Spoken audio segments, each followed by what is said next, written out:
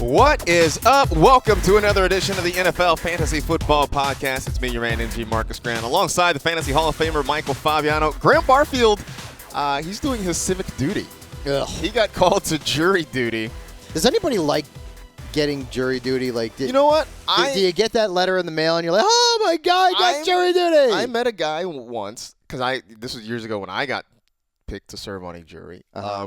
He was like semi-excited about it, mostly because his job would pay him his full salary, his full wages for like an unlimited amount of time. Right. And he really didn't want to be at work. So he was actually like at the courthouse, like actively trying to get on a jury. Dude, last year, I think I told the story on the podcast, but like I was in the jury pool for like this murder case where the guy had also cut something off of the victim. That's enough. I was like, I don't want anything to do with this. It was in downtown L.A. If you've ever been in downtown L.A., there's a lot of weird people down there, and I was not in my comfort zone at all. And I was one of the last jurors to get removed, so I got excused. I may have let out a little bit of a cry of joy after I got it out of that courtroom, man, because I wanted nothing to do with that. Yeah. Hell no. I have a summons, so I may actually end up having to be there next week potentially. We'll see. Like I said, I did it a few years ago. It was pretty miserable. I had to. It was like a 3-week trial about check fraud. Oh God. The end result, I think we found the guy guilty on 11 of 13 counts of check fraud. But that's like 3 weeks that I won't ever get back. Yeah. So I'm hoping. Good luck to you, Graham. Yeah. Hopefully you are fortunate enough to not have to sit on a trial. If so, hopefully it is a speedy one, or at least it's interesting. Mm-hmm. Anyway, look, the Super Bowl is on Sunday. You might have heard. So that's pretty much going to be the bulk of the show. We're going to go through kind of a fantasy preview for those of you playing DFS this weekend. Some, just kind of some big questions for both of the teams, and then I got a few either/ors, and then just at the end we'll pick our winner, we'll pick our score, we'll do some bold predictions, we'll talk about some of the weird prop bets that. You are so subdued for a 49ers fan. Yeah, I mean, like I said, I don't think I'm going to get nervous. I'm not going to get nervous till like Sunday. Look, I'll say this. My 30th birthday present to myself, I decided I was going to take a 2.5-3 week trip to Brazil, all by myself, nobody with me. I don't speak Portuguese. I don't really know anything about the country. You would think that, hey, maybe you would think twice about this whole thing. I didn't get nervous till I got on the plane, at which point it was sort of oh, well, it's too late now. I'm going. We're about to take off. So this is a bad time to get nervous. So, yeah, I feel like Sunday I might get a little bit amped up, but right now I'm okay. So, before we do all that, though, we'll go behind the glass, talk to our faithful producer, Senior Edward L. Murphy, Esquire. Murph, what's up? I was going to ask has your nervous level changed? Well, you already accomplished that, so we'll stick with the theme of Graham missing today's pod with the jury duty.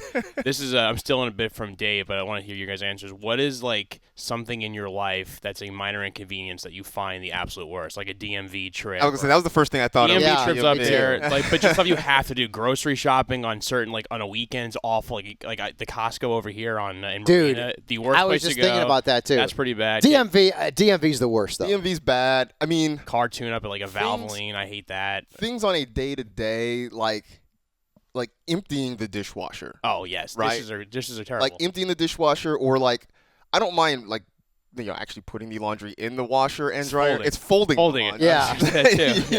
You know what is one of the worst for me, as you mentioned that?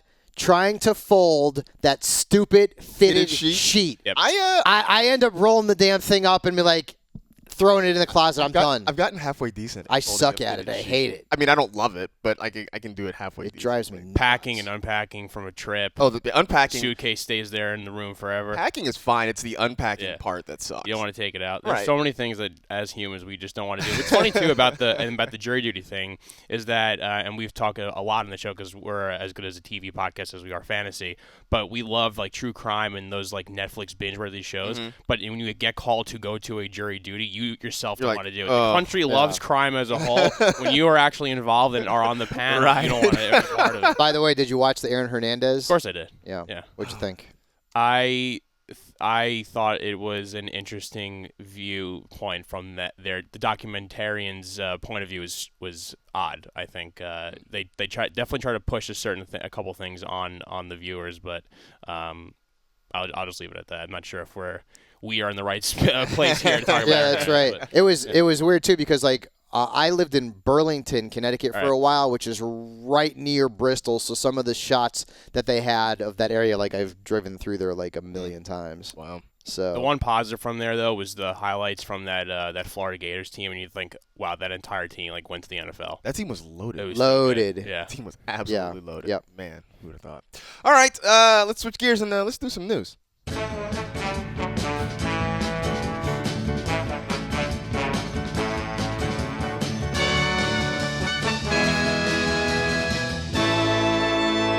Let's do the news. Actually, I'm going to start kind of go off book a little bit, something I didn't put in the rundown, but that popped up yesterday. Bill O'Brien apparently is the supreme ruler down there in Houston now. Yeah, dude. He has been given the title of general manager to go along with head coach. So, I mean, literally he does everything except sign the checks down there, it seems like now. And it seems odd. I mean, it's not like he's had a whole ton of success even as a head coach. You know, the Texans make the playoffs. They get knocked out. They're going to go down in history as blowing the biggest lead in a playoff game. And blowing it quickly. Blowing it in the first half. In the first half. Hey, whatever, man. So, I don't know. I think it's interesting. We'll see what this means. Look, I know last year they went without a general manager, and I guess they felt like that worked well enough, so they just decided to hand the title to Bill O'Brien.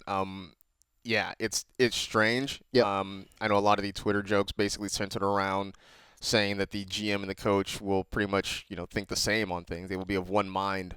Yeah, right. There was a lot of people on Twitter after the Texans had blown that game that were thinking, "Oh, O'Brien's gone now." Right. You can't blow a lead like that in the playoffs and survive. Not only did he survive, now he's the GM. He got a raise. Yeah. Oh well. So, yeah. So, I don't know. We'll see what becomes of that. But I thought that was an interesting story that popped up a little bit yesterday afternoon. More on-field related stuff. Jay Glazer of Fox was kind of the first on this one. He says the Chargers have moved on from Phillip Rivers. And after 16 seasons, Rivers will no longer be a Charger. There were reports recently that he has moved his family from Southern California to Florida to get back closer to where he and his wife are from. We don't know what this means for him in terms of where he's going to play next year. He is going to hit free agency. Fabs, I would think there will be some takers out there. The question is, will any of these teams be interested in him as a starter? And if so, I mean, does he really have anything left? So I was talking to our pal Matt Money Smith a little bit earlier on today. Of course, he's the radio voice of the LA Chargers, and he seemed to think that Rivers had sort of eyed on to the Titans because when Mariota lost the job and Tannehill came in, because it would be sort of like close to where he's going to be living, and. I don't know, though, because now Tannehill was so good, got him to the divisional round of the playoffs, and he's a free agent. They could franchise him. But you could also make the argument that they won't give that money to Tannehill. They'll bring in Rivers for a couple of years. They'll eventually draft somebody, and Rivers will be the bridge. But, I mean, there's the quarterback offseason is going to be very interesting, right? Because, outside of having, Burrows come in and there's so many different moving parts. Like, okay, Rivers is gone. Now, do the Chargers bring in Tom Brady, which has been a rumor, bring him in for 2 years, give him a boatload of money because they got to put butts in that new stadium when they play. The Rams won't have any problem with that. The Chargers, typically the opponent has more fans in the stadium. At least that's been the case for them the last couple of seasons. But do they bring Tom Brady in? I mean, Jameis Winston, he could potentially be on the move. So it's going to be a very interesting offseason as it pertains to the quarterback position. And Rivers will find a starting job, I would think, somewhere. If Winston leaves Tampa, does Rivers go there? There's any number of scenarios. But I would think Rivers is not going to go someplace where he's not going to be the starter. That's kind of what I think, too. Although, I mean, look, by the time he was done, I mean, the end of this year, it didn't look good. There was legit talk of him getting benched. Yeah. I mean, that's how bad things were. And so I just wonder where he goes. Because I don't think it was a question of scheme. I don't think it was a question of the talent around him. There were plenty of talented players in that Charger offense, so I don't think that was the issue. They have a lot there. of talent, yeah. Yeah, so I wonder, after 16 seasons, I mean, Father Time comes for us all, except Frank Gore. Except for Frank Gore. Except Frank Gore. I just wonder how much there is left. And you talk about the quarterback market, too, right?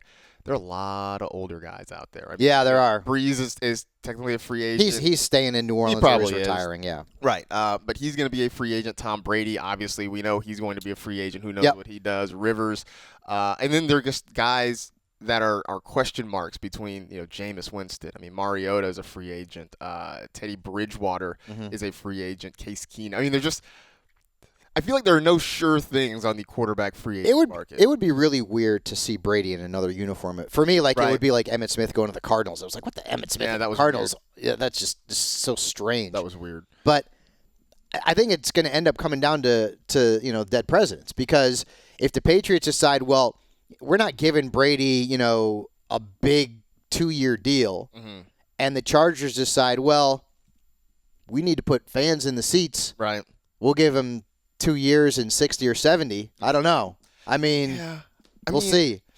I know that's the argument, right? Is that Tom Brady potentially brings fans in there. I guess I'm still questioning that, just because, one, it's LA, so you can see celebrities everywhere. It's not like you need to buy a ticket to see somebody like Tom Brady hanging out. The other part is, if they're not winning in LA, people just they have a good team, though. They have a lot of talent. They do. They do have a lot of talent there. I just know that if, in Los Angeles, it takes a winner to bring, because there are just so many other options for your entertainment dollar. Yeah. That if you're not being entertained, you're going to go do something. I mean, look, it was 75 degrees yesterday in Los Angeles. It was nice. In late January, yeah, right? So nice. there's always something to do here. So I don't know. We'll see. It's going to be an interesting, as you mentioned, interesting quarterback. Yeah, it is. Offseason. Very interesting.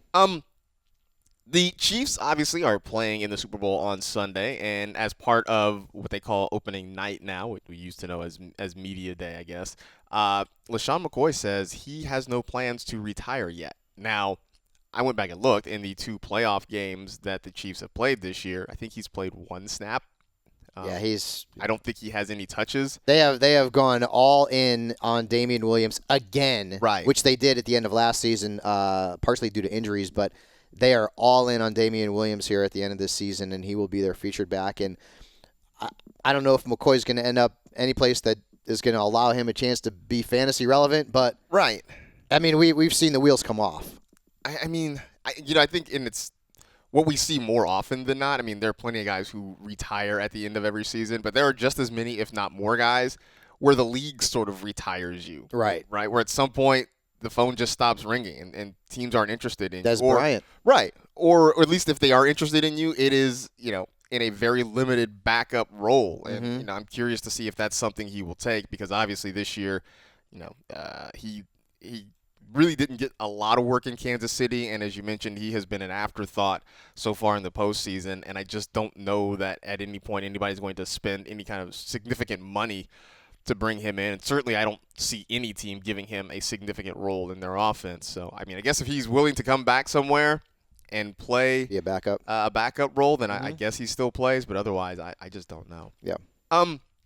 George Kittle reportedly has played the last 2 seasons with a torn labrum. The only question I have about this is, how good could he have been if he was completely healthy? I know, right? That's all I want to know. Yeah, he's really emerged as Travis Kelce is still the number 1 tight end in fantasy football, but you're going to see George Kittle maybe even next season sort of usurp him as the guy who gets picked first at that position. And to think that he's been doing all this, with that labrum. The torn labrum. I know. Man, that's amazing. So that's all. Look, you're still going to draft Kittle very early. He's still going to be productive. I'm just like, man, if this dude was completely healthy, just the numbers would have been maybe even more off the charts. Who knows? So there you go. That is pretty much everything you need to know.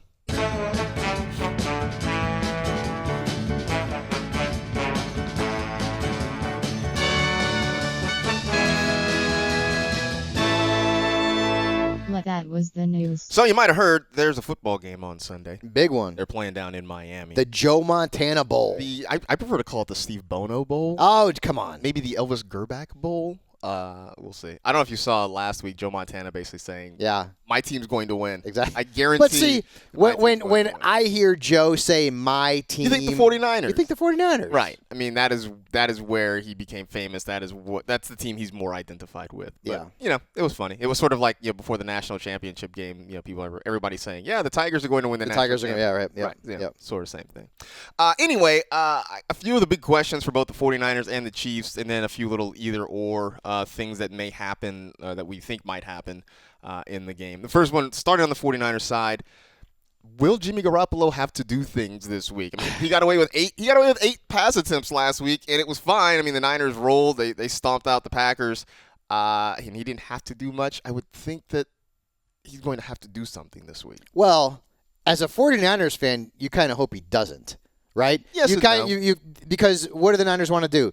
They want to play good defense. They want to keep Mahomes off the field. Right. And they want to run the football successfully with Mostert and Tevin Coleman and Breida. Right. Coleman still dealing with the ailment there. So you really want Garoppolo to sort of just manage the game, not turn the ball over, make a few big throws. Right.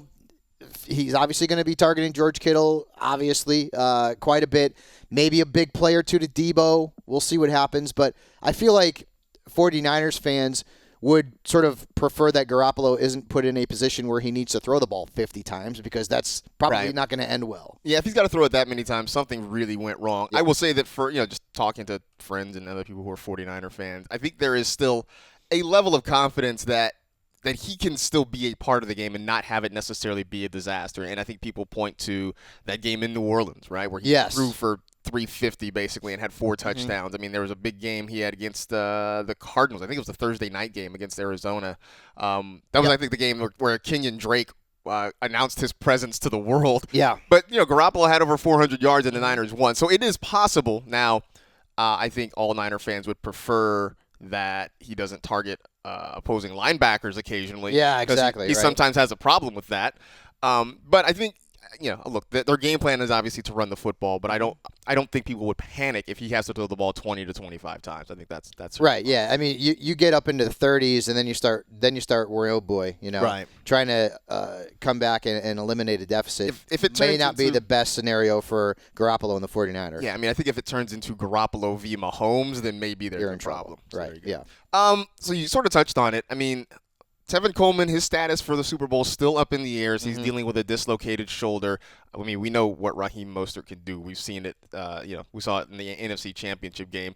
Will we see Matt Breida at all? He has barely been a part of anything the Niners have done in the playoffs. Yeah, I mean, possibly. Maybe they bust him out a little bit. We know he's a playmaker. We know he's a guy who's got a very high yards per carry average, who can take it to the house anytime he touches the football. And if Coleman is at less than 100%, and that looks like it's going to be the case here, we could see a little bit more of Matt Breida. And again, I feel like the 49ers game plan is pretty obvious. They want to run the football. They want to play ball control. They want to keep Mahomes and that ridiculous offense off of the football field. So you could potentially see a lot more of Matt Breida than we've seen lately, depending on what happens with Coleman. But I do believe that this is going to be a heavy Mostert game. He has proven that he's the best back on this roster, and the 49ers have allowed him to put that team on his shoulders as they did against Green Bay. And he is a guy that I feel like Kyle Shanahan really, really trusts. And we saw that sort of in the middle of the season and then moving forward through the end of the season, where Shanahan had come out and said, hey, man, he's really deserves and earned a role as a top back here in this offense.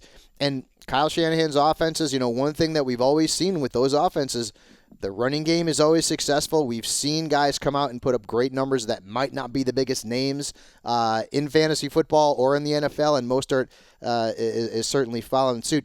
It's going to be really interesting in 2020 drafts because where Mostert goes, which 49ers running back goes first. I would assume it's going to be Mostert, and where does he go? Right. That's going to be a big point of contention among fantasy analysts next season, because you are going to get some success in that Shanahan backfield. It happens every single season. Just so figuring out who.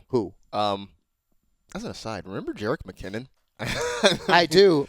I mean, it's just like I don't expect him to be back next year. He just never could stay healthy. Yep. With the 49ers, and after a couple of years of that, I just don't see him back. He's probably out of the mix. But we'll see. Tevin Coleman, Breida, Mostert, they'll all probably still be around there. Just man, the McKinnon thing never worked out. I think the way never worked out, and for a lot of the same reasons I just mentioned, he was considered to be a pretty good fit and a guy who could potentially be a breakout candidate in fantasy. Could not avoid injuries. Just couldn't stay healthy. Yep. So we'll see if he ends up somewhere next year, but I'm certain it won't be in San Francisco. Will Emanuel Sanders make a comeback? We haven't really called his name a whole lot the last few weeks. We haven't. I mean, it's been the Deebo Samuel show when it comes to Deebo Samuel, George Kittle when it comes to the pass catchers. We know that the Chiefs are very good against boundary receivers. Yep. I mean, does he still get locked down, or does he figure out a way to kind of get loose this week? Yeah, I don't know. I mean, ever since that trade happened, and he had a couple of big games, and people were like, "Oh man, Emanuel Sanders, he won the NFL trade deadline." Right. Then things kind of went downhill. He had that one big game, I believe, was that against the Saints, where he had that huge game. But other than that, I mean, he's really disappeared. And Deebo Samuel, who is going to be on every analyst's breakout candidate list at the wide receiver position in 2020. Garoppolo's gone to him more often, and clearly, I think Kittle could see like 15 targets in this game. I really do. That really wouldn't surprise me. Yeah, I think he's going to see and this is not me making a bold prediction. It's George freaking Kittle. But I just really feel like that's Garoppolo's security blanket. We've seen games where Garoppolo has basically not thrown to anyone else but George Kittle. Right. And so I really think you're going to get one big play from Deebo. I think he's going to make a big play in this game because, I get it. Kansas City has been tough against boundary receivers. I just feel like Deebo Samuel is going to sort of make his presence known in this game. You could see a touchdown from Kendrick Bourne. Emmanuel Sanders has really sort of disappeared. And I mean, the matchup is actually pretty favorable. If you look at Pro Football Focus, Sanders has the best matchup this week of any wide receiver based on the primary defender. So, but I'm all in on Deebo. Deebo's become their guy, and Sanders, as good as a player as he is, he hadn't really produced much lately. Yeah, it's funny you talk about the big George Kittle game potentially coming. And I mean, I agree, because one of the things we've talked about all year long with the Chiefs defense is that they tend to funnel everything toward the middle of the field. And I mean, if you're going to do that, that's kind of where George Kittle lives. Yep.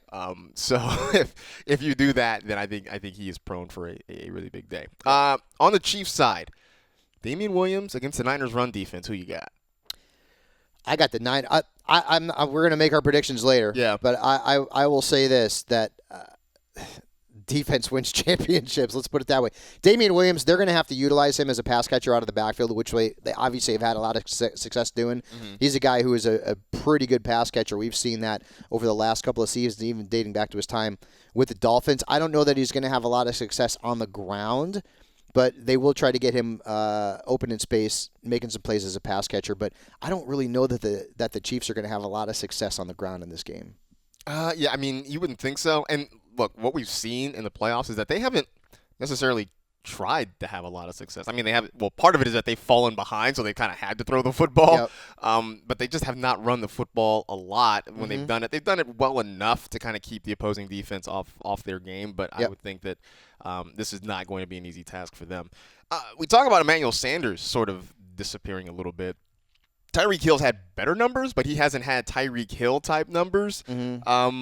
He's only had, I went back and looked, he's had one 100-yard game all season long. Now, obviously, he missed some time because of an injury, but I mean, we know what he can do. Will he find room to do it against the Niners this week? I think he will. He'll be facing Emmanuel Mosley in this contest. Listen, the Chiefs' offense has been so explosive in the playoffs, I mean, for most of the season as well. The Niners have a much better defense. They win the defensive side of this battle here between themselves and the Chiefs. But I feel like Kansas City has to get Tyreek Hill going in this game. Get him potentially a big play, go route. Let him try to take the top off of defense. So I think this is going to be a higher scoring game. I don't know that it's going to be like 42-35. Right. But I think this is going to be on the higher end of the score. and I'll give my prediction a little bit later on. But, yeah, I think Tyreek Hill has a nice game this weekend. All right. Do you believe in Sammy Watkins? He had 2 big games in the play. I mean, one he had like one really big play, and then like in the championship game he had a lot of targets. Do I believe in him as a fantasy player? Or do I believe in him in this game? I don't know. I don't know that I believe in him in this game. He could be facing Quan Williams, which is not going to be a positive matchup for Sammy at all. So he's not somebody that I'd be playing in playoff challenge. That's for sure. Right. Okay. All right. So that brings me to a few either or options here. Right. Okay. So first one. I mean, this may be the most talked about matchup, I guess, if you will, in the Super Bowl. More receiving yards, George Kittle or Travis Kelce? I know. Right? This is the battle of the 2 best tight ends of fantasy football. Yeah, absolutely. I'm going to go with George Kittle. Okay. Just matchup based. San Francisco's defense, and I mean Kittle's going to get his. I mean let's not get too crazy. But the 49ers, I mean this is a defense. They were really tough on tight ends all season long, and I get it. Travis Kelce is at a different level, but they allowed an average of fewer than 10 points per game to tight ends overall this season. So, going to be tough sledding for Kelce. He'll get his, but I think George Kittle is going to have a very strong game. Kansas City, 5th most fantasy points to tight ends allowed during the course of the regular season. Yeah, look, I think I wouldn't be surprised if you see the Niners try to get Kittle involved very early in this game as well. Very interested to see who ends up kind of lining up on Kelce. You know, the Niners like to play a lot of zone defense, but if they do have to go man-to-man, it certainly becomes interesting. You know, does he match up with Fred Warner, who's had a really good season? Do they try to put a corner on him? That seems like a bad decision, but we'll see. More rushing yards. Patrick Mahomes, who's had 53 rushing yards in each of the last 2 playoff games, or Deebo Samuel, who's kind of getting involved with like jet sweeps and end arounds. I'm going to go Mahomes. Yeah, I mean, I think that's probably the right answer. I'm going to go Mahomes, yeah. Yep. I think that's probably the right answer, but I thought it was like, you know, I was trying to figure out how I could compare the 2 teams rushing wise because, you know, the Chiefs don't run a ton. Yeah. And like, you know, like you're not going to compare Mostert to Damian Williams. Of course. That seems like a no-brainer. Right? So, yeah, I figured I'd throw that in there, but I think the answer is Mahomes. Yep. He's been running a lot in the play. Yeah, dude.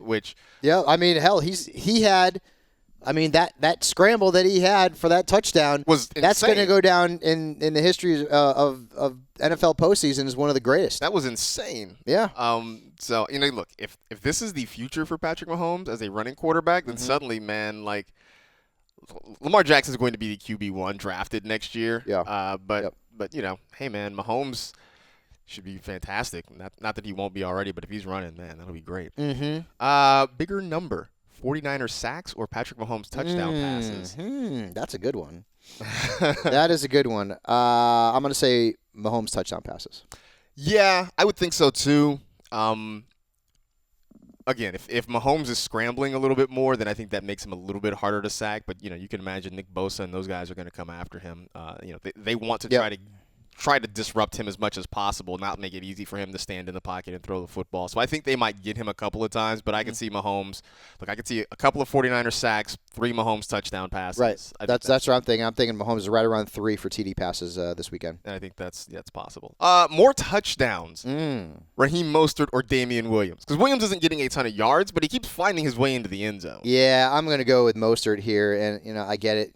Committee situation. We don't know exactly how healthy Tevin Coleman is going to be, but Mostert's been a touchdown freaking machine. Yes. And you look at the course of the regular season, Kansas City gave up 15 touchdowns to running backs as opposed to the Niners who gave up 7.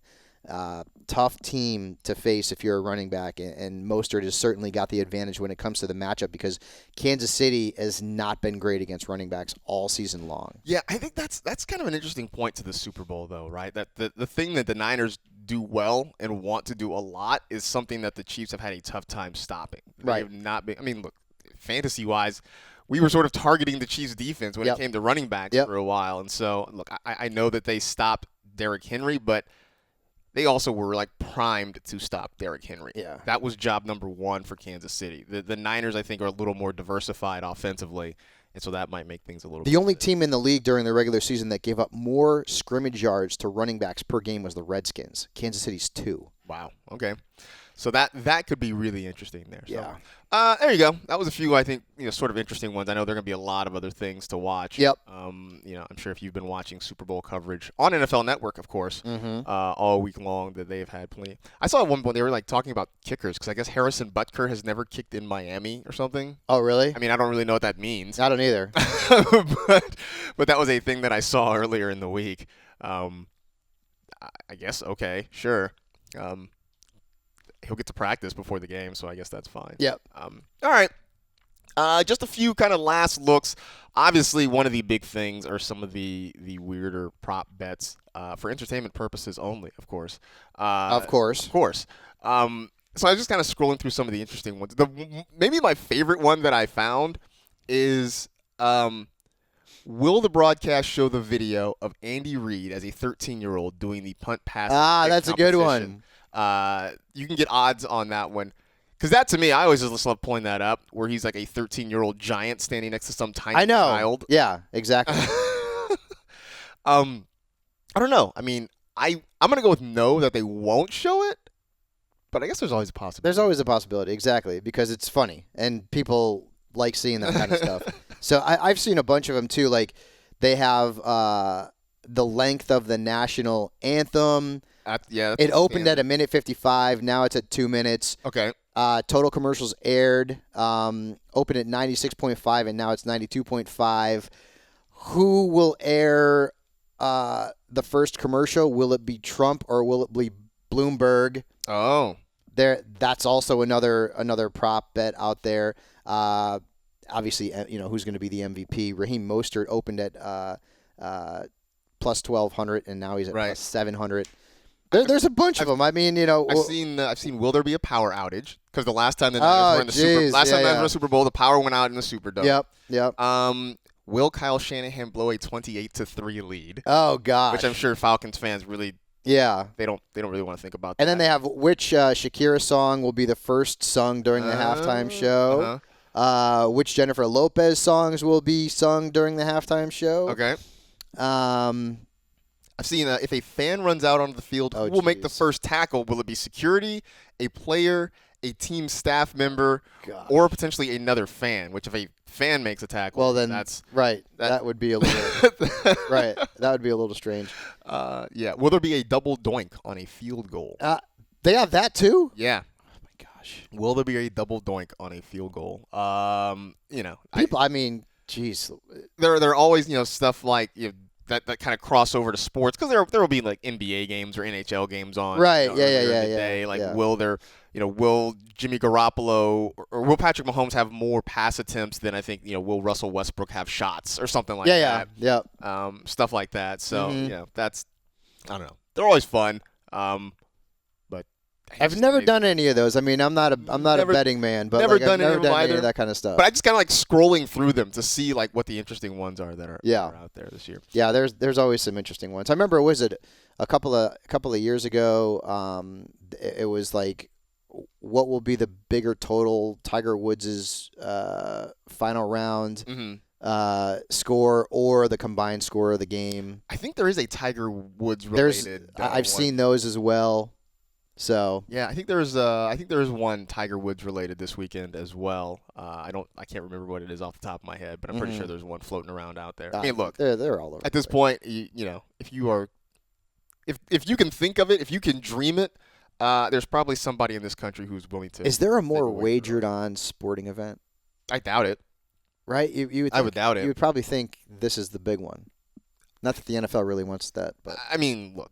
Facts are facts. I mean, right. I would think that it is because even like I'm just thinking of the other major sporting events, right? Like the World Cup it's a tournament, but I feel like people kind of watch that for national pride and enjoyment of the sport necessarily. Yeah. The Kentucky Derby, but that's the whole purpose of it. Like no one just watches horses run in a circle just for the hell of it. You're usually picking a horse. Yeah, a lot of I don't know. I've only gone to like one or two horse races.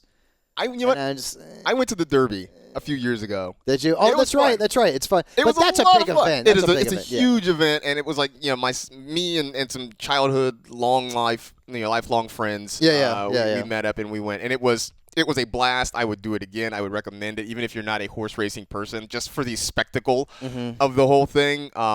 It was a great time. I would absolutely do that again. All right, Marcus, let's get your pick, man. Okay. All right, the 49ers fan in the house, what's the pick? Okay, so we're going to do winner, score, and then any kind of bold prediction. And, Eddie, you can jump in on this, too, if you got it. So I guess because I'm the Niner fan, I will start. Yeah. And I will tell you, I am making this pick with my head and not my heart. I think the Niners win 30-28.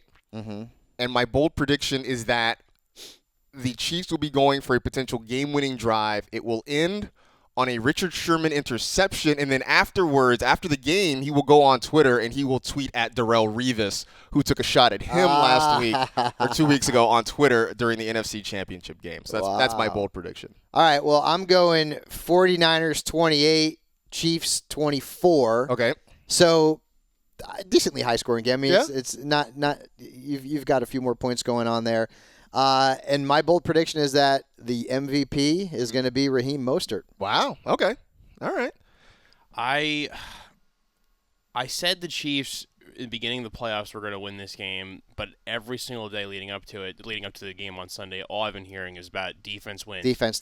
Trend every Super Bowl trends towards defense. The 49ers looked amazing, not only defensively but the running game, and they have, I think, the best all-around tight end in football. It's just, and I am actually pulling for Marcus. I want to see Marcus celebrate his team, but I feel like a loser if I go back on my pick. So my head says the 49ers will win this game. My heart is going to stick with the Chiefs pick just because I already said it. The Chiefs win by, I don't know, it'll be like a 28-24 kind of close, really, really close game. But I think that I would not be shocked in the least. The 49ers win. My bold prediction will be, let's say, orange Gatorade. And, Orange and my bold prediction is that Patrick Mahomes does not play as well as everyone thinks in this game. Okay. I think people are going to like, oh, Mahomes is the anomaly to the quarterback position. He does very well versus top 10 defenses. 2, 3, 4 touchdowns, potentially scramble over. I think that if the Chiefs win this game, it is actually not because of Patrick Mahomes. It'll be because good defensive plays, which people are sleeping on the Chiefs' defense. It'll be because of their run game, which people have not talked about at all. It's all been about Kelsey, Tyreek Hill, and Patrick Mahomes. So my bold prediction is if the Chiefs still pull this off, it is not because of him. Okay. I mean, that's something crazy because remember last year, I mean, everybody thought the Rams offense going into the Super Bowl was going to be great. And I know. That game was a ugh. I mean, they put up they put 3 points. That was it. No, it was the fewest combined points. I know in that. the Super Bowl. The fewest points by a team in the Super Bowl is the Miami Dolphins against my beloved Dallas Cowboys, 24-3. They only had a field goal in that game. That was Bob Greasy versus Roger Staubach. Yeah, but no, the Rams only had 3 points too. It was 13-3. So we all thought, the Rams offense is going to be great, and no, it was not great at all. So. Not good. Yeah. Yep. All right. That's it. Hey, enjoy the game, everybody. I mean, this is it. This is the last NFL football game until, we get to, late July and we have preseason games. I know, right? I know that there's some of you out there who are hankering and jonesing for the XFL. You said you're going to play an XFL fantasy league, Fabs?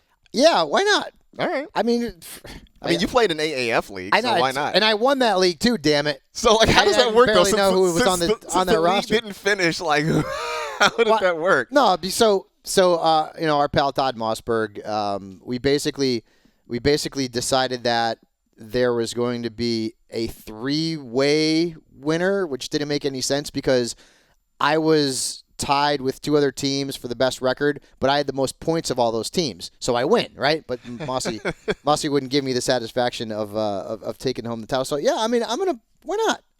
I do one fantasy baseball league with a bunch of guys that I've been doing the league with for years, like Tristan Cockcroft, Derek Pearson, some of the guys in the industry, Mike Clay. We have a little bit of fun with that. But why not? I mean, right. I'll draft Cameron Artis-Payne. Why not? All right. I'll do it. I don't care. It's fantasy, dude. I got to find out who's – I don't know that the XFL has their own fantasy product. Somebody out there's got it. So. Somebody out there's got it. And I hear DraftKings is doing DFS for that wouldn't XFL surprise as well. Me. I know our pal Evan Silva, he and Adam Levitan at their site. they're doing content for that. They've got a ton of content. In fact, I don't know which is where I'll be going. I don't know if they're to figure out who I'm drafting. I'm not sure if the preview guide is out yet or it's coming out soon. I would imagine it's got to be out by now, right? The league starts next Saturday. Yeah. First game is next Saturday, so I would think that. You don't want to do the league? I'm out. Come on. I'm gonna watch out of curiosity's sake. I'm gonna tune in occasionally, but Eddie, yeah, no. You want in? I'll definitely start watching. I'm not sure how quickly I could be in a league. I have to give it the eye test first. I got to take a look. Yeah, I'll take a look after Super Bowl, and maybe we'll definitely do a little something. All right, yeah, cool. Just for the hell of it. Hey, all right. As always, we are done. Not as always, we're done, but we're done. We appreciate you downloading and listening as always. Enjoy the Super Bowl. You know the drill. Tell two friends to tell two friends. Rate, review, and remember, if the Super Bowl is really the ultimate game, why do they play it again next year? We'll see you on Monday.